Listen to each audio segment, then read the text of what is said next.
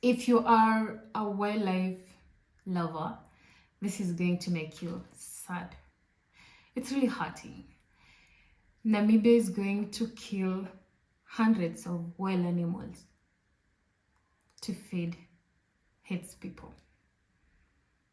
We understand the importance of wild animals in every country. It's a center of tourism.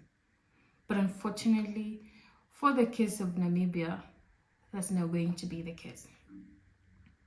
Namibia is currently facing the worst drought in centuries.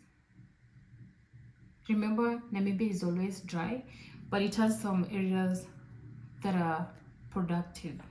There are areas where you can grow crops, and that's how they've been surviving. But this is the first time drought has really hit them so much that they have state of emergency to actually kill the animals to feed its people. It's a very sad situation, a very sad one. They're going to kill 723 wild animals. And remember how long it takes to actually have wild animals to grow. Some of them even have gone to extinction. And they're going to kill 83 elephants, 30 hippos, 60 buffaloes, 50 impalas, 100 blue wildebeest, and 300 zebras. I feel like crying, honestly. I do love animals, for real. I'm just sending hugs and love to them.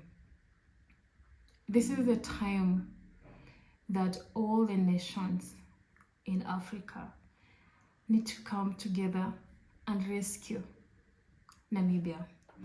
We always call ourselves, we are the food basket of the world. I think it's high time we show that.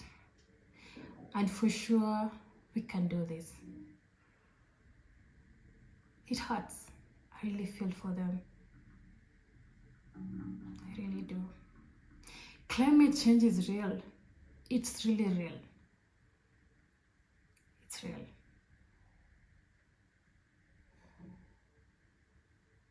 Let's save Namibia.